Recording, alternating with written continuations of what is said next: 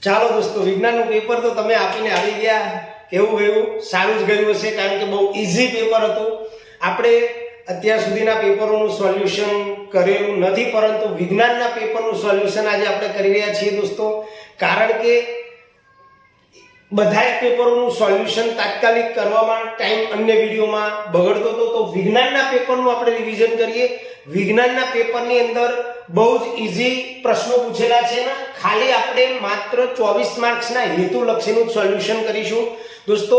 એ સિવાય વિભાગ બી અને સી ની અંદર જે પ્રશ્નો આપવામાં આવ્યા છે, ડી ની અંદર જે આપવામાં આવ્યા છે, એ ઓફલાઈન ક્લાસની અંદર મેં જે પ્રશ્નો એ ચેપ્ટર ચલાવતી વખતે કીધેલા એવા જ અગત્યના અને છેલ્લે આપેલી આઈએમપી માંથી પૂછેલા છે દોસ્તો. તો શરૂઆત કરીએ આજના બોર્ડનું, આજની તારીખનું જે વિજ્ઞાનનું પેપર તમે આપીને આયા. એમાં પહેલો પ્રશ્ન હેતુલક્ષીમાં વિભાગ એમાં આપેલો છે કે નીચેનામાંથી કયો કૃત્રિમ સૂચક છે? તો દોસ્તો કૃત્રિમ સૂચક જે છે એની અંદર જવાબ આવશે ફિનોલ્ફથેલિન. યાદ રાખજો, ફિનોલ્ફથેલિન આવશે. ત્યાર પછી બીજો પ્રશ્ન આપણો હતો કે ભાઈ નીચેનામાંથી બ્યુટેનોલનું અણુસૂત્ર. દોસ્તો ગઈકાલ પરમ દિવસે મેં લાઈવ લીધેલું ત્યારે પણ આ આયેલું બ્યુટેનોલ. નોલ એટલે આલ્કોહોલ, આલ્કોહોલમાં OH આવે, પરંતુ અહીંયા તો અહીંયા OH છે, અહીંયા છે, અહીંયા છે, અહીંયા છે, તો દરેકમાં OH છે. હવે તો આપણે જ્યારે ઓફલાઈનમાં અને વિડિયોમાં બતાવેલું મિથેન, ઇથેન, પ્રોપેન અને બ્યુટેન. તો દોસ્તો બ્યુટેન એ ચોથા નંબરનો છે, એટલે એમાં 4 કાર્બન હોય. હવે આની અંદર 4 કાર્બન પકડો તો જો આ રહ્યા 4 કાર્બન, એટલે જવાબ આવશે દોસ્તો સી, C4H9OH. ત્યાર પછી મનુષ્યમાં પરમ દિવસે લાઈવ ની અંદર મેં કીધેલું દોસ્તો, આ ખાલી જગ્યા 2 વાર આવેલી. મનુષ્યમાં મૂત્રપિંડ એ ખાલી જગ્યા સાથે સંકળાયેલ એક તંત્રનો ભાગ છે દોસ્તો. ઉત્સર્જન આવે, મેં ગઈ પરમ દિવસેના લાઈવ વિડિયોની અંદર હતું. ત્યાર પછી આગળ જઈએ દોસ્તો કે વિદ્યુત બલ્બની ફિલામેન્ટની અંદર ટંગસ્ટન ધાતુનો ઉપયોગ કરવામાં આવે છે. કેમ દોસ્તો? ટંગસ્ટન ધાતુ જે છે એ ટંગસ્ટન ધાતુ ગરમ થાય તો જ પ્રકાશ આવે, અને ગરમ ક્યારે થાય કે ત્યારે એની અવરોધકતા ઊંચી હોય, ત્યારે ગલન બિંદુ પણ ઊંચું હોય, કારણ કે પીગળી જતી નથી. તો એનો જવાબ દોસ્તો આવશે તેની ગલન બિંદુ, અવરોધકતા અને ગલન બિંદુ બંને ઊંચા હોય છે. આ જવાબ આવશે દોસ્તો. ત્યાર પછી નીચેની આકૃતિમાં દોસ્તો ઓફલાઈન ક્લાસની અંદર પણ મેં તમને કીધેલું 12 આકૃતિઓ બરોબર તૈયાર કરજો. એ આકૃતિ ઉપરથી ક્યાંક ને ક્યાંક તમને માર્ક્સ મળશે. નીચેની આકૃતિમાં વસ્તુનું સ્થાન 2F અને F1 ની વચ્ચે છે, તો પ્રતિબિંબનું સ્થાન ક્યાં મળશે? તો દોસ્તો પ્રતિબિંબનું સ્થાન મળશે 2F2 થી દૂર, એટલે આનાથી થોડેક દૂર મળશે. ત્યાર પછી દોસ્તો આગળ જઈએ.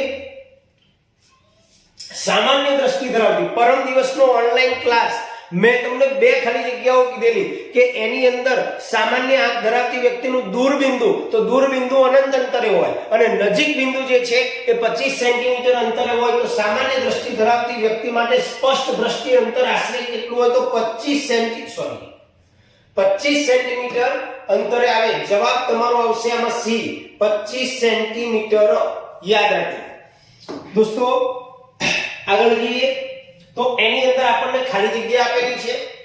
ખાલી જગ્યાની અંદર બહુ જ ઈઝી ખાલી જગ્યાઓ આપેલી છે. આલ્કેન સમાનધર્મી શ્રેણીનો પ્રથમ સભ્ય. હવે આલ્કેનમાં પહેલો જ સભ્ય મિથેન આવે, એટલે આનો પ્રથમ સભ્ય આવશે મિથેન. માનવ જાતિમાં જન્યુમાં રંગસૂત્રોની સંખ્યા પૂછી છે દોસ્તો. વિડિયોમાં તમને મેં જ્યારે પણ વિકલ્પોની ખાલી જગ્યા સોલ્વ કરાયમાં સ્પષ્ટ ઉલ્લેખ કરેલો. જોડ પૂછે તો 23 જોડ, સંખ્યા પૂછે તો 46 આવે, અને લિંગી રંગસૂત્ર અથવા સમાન રંગસૂત્રમાં અલગ જવાબ આવે. તો રંગસૂત્રોની અહીંયા આપણને સંખ્યા પૂછેલી છે, સંખ્યામાં આવશે જવાબ 46 દોસ્તો. એટલે જવાબ આવશે 46. ખાલી જગ્યાની દિવાલ જાડી અને સ્થિતિસ્થાપક હોય દોસ્તો. દિવાલ જાડી અને સ્થિતિસ્થાપક ધમનીની હોય. ધમનીની દિવાલ જાડી અને સ્થિતિસ્થાપક હોય. ખાલી જગ્યાના પર્ણમાં વાનસ્પતિક પ્રજનન થાય છે દોસ્તો. પર્ણમાં વાનસ્પતિક પ્રજનન એ માત્ર પર્ણફૂટી પર્ણની અંદર જ થાય છે. આપણે પર્ણફૂટીમાં થતું વાનસ્પતિક પ્રજનનનો પ્રશ્ન પણ સમજાયેલો ને આઈએમપી માં પણ આપેલો. ત્યાર પછી ઓપ્ટિશિયન દ્વારા સૂચવવામાં આવેલા લેન્સનો પાવર +2.0D. દોસ્તો પ્લસ આપેલો છે, પ્લસ તો પ્લસ હોય તો બહિર્ગોળ લેન્સ આવશે, બહિર્ગોળ લેન્સ. અને લાસ્ટ 12મી ખાલી જગ્યા તો સાવ ઈઝી છે.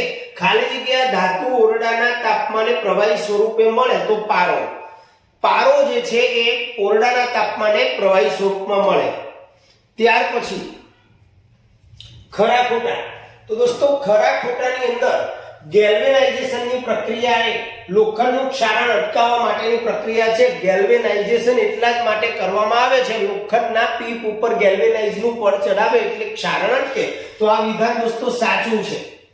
ત્યાર પછી પુરુષમાં લિંગી રંગસૂત્રનું પૂર્ણ યુગ્મ. હવે આ થોડી કટપટી ખાલી જગ્યા છે કારણ કે તમને ચોપડી નહીં મળે. તો દોસ્તો પૂર્ણ યુગ્મ એટલે બંને રંગસૂત્રો સમાન હોવા જોઈએ, એને પૂર્ણ યુગ્મ કહેવાય. તો જેમાં લિંગી રંગસૂત્રની વાત કરેલી છે, પુરુષમાં લિંગી રંગસૂત્ર XY હોય એટલે બંને સમાન ન હોય એટલે આ વિધાન દોસ્તો ખોટું છે. ત્યાર પછી કનિનિકા કીકીના કદને નાનું મોટું કરી શકતી નથી. કનિનિકા એ કીકીના કદને, સાચી વાત છે, ખોટું છે. આ વિધાન ખોટું છે. કનિનિકા કીકીના કદને નાનું મોટું કરે. અને જો દ્રાવણની pH નું મૂલ્ય 7 થી 14 સુધી વધે, દોસ્તો 1 થી 6 એ એસિડિક હોય, 7 એ તટસ્થ, 7 થી જેમ જેમ pH મૂલ્ય વધે એમ બેઝિકતા વધતી જાય. તો 14 સુધી વધે તો તે સૂચવે છે કે દ્રાવણમાં H+ આયનની સાંદ્રતામાં ઘટાડો થાય. સાચી વાત છે કારણ કે H+ આયન એ એસિડિકતા માટે છે એટલે આ વિધાન સાચું છે. ત્યાર પછી એક વાક્યના જવાબોની વાત કરીએ તો પશ્વ મગજનો કયો ભાગ એ શરીરની સમસ્થિતિ અને સંતુલન માટે અનુમસ્તિષ્ક આવે.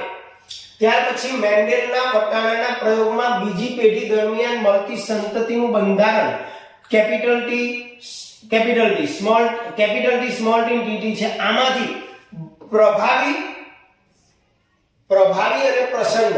દોસ્તો જે લોકોએ મારી જોડે ઓફલાઈનમાં ભણેલા છે એમને ખ્યાલ જ હશે, મેં તમને સમજાવ્યું કે જ્યાં કેપિટલ T આવે પ્રભાવી, સ્મોલ t આવે બંને સ્મોલ t તો જ પ્રસન્ન. તો અહીંયા પહેલા બે જે છે પ્રભાવી થશે અને બંને સ્મોલ t જે આપેલા છે પ્રસન્ન થશે. ત્યાર પછી પ્રકાશનું વિભાજન, શ્વેત પ્રકાશનું તેના 7 રંગોમાં વિભાજન થવાની ક્રિયા એને કહેવાય પ્રકાશનું વિભાજન. ત્યાર પછી નીચેનામાંથી બંધ બેસતી ના હોય તેવી જોડ શોધીને લખો. વાહક ચાંદી, મિશ્ર ધાતુ નિક્રોમ, અવાહક નિકલ. તો દોસ્તો છેલ્લો જવાબ આવે કારણ કે ચાંદી એ વાહક જ છે, નિક્રોમ એ મિશ્ર ધાતુ છે એટલે અવાહકમાં નિકલ આવે. ત્યાર પછી જોડકાની વાત કરીએ દોસ્તો, તો જોડકાની અંદર થાઇરોક્સિન. તો થાઇરોક્સિન જે છે એ શરીરના વિકાસ માટે ચયાપચયનું નિયમન કરે. અને ટેસ્ટોસ્ટેરોન દોસ્તો પ્રોજેસ્ટેરોન અને ઇસ્ટ્રોજન એ સ્ત્રીમાં આવે, ટેસ્ટોસ્ટેરોન એ પુરુષમાં આવે એટલે ટેસ્ટોસ્ટેરોન એ પુરુષ પ્રજનન અંગોનો વિકાસ કરે. ત્યાર પછી દ્વિતીય પોષક સ્તર. તો દ્વિતીય પોષક સ્તરની અંદર આવશે તમારું પ્રાથમિક ઉપભોગી અને તૃતીય પોષક સ્તરની અંદર આવશે તમારું દ્વિતીય ઉપભોગી. ઓકે, એકદમ 24 માંથી 24 આવે એવું છે દોસ્તો. પૂરેપૂરા હેતુલક્ષીમાં 24 માંથી 24 માર્ક્સ આવે એવું છે. આ સિવાયના જે વિભાગ B, C અને D છે એ પણ બહુ સુપર પ્રશ્નો છે. જો તમે બરોબર તૈયારી કરી હશે તો સારામાં સારા માર્ક આવશે જ, ટેન્શન લેવાનું નહીં. હવે ઇંગ્લિશની તૈયારી કરવાની. ઇંગ્લિશ માટે આપણે એક વિડીયો અપલોડ કરી ચૂક્યા છીએ અને એ છે નિયરેસ્ટ મિનિંગનો. સાથે સાથે આગળ ફંક્શન ની પણ ચર્ચા કરીશું, એનો પણ વિડીયો મૂકીશું. તો જોવાનું ચૂકતા નહીં દોસ્તો. અને જો આપને અમારું કામ ગમે તો લાઈક અને શેર જરૂર કરજો દોસ્તો.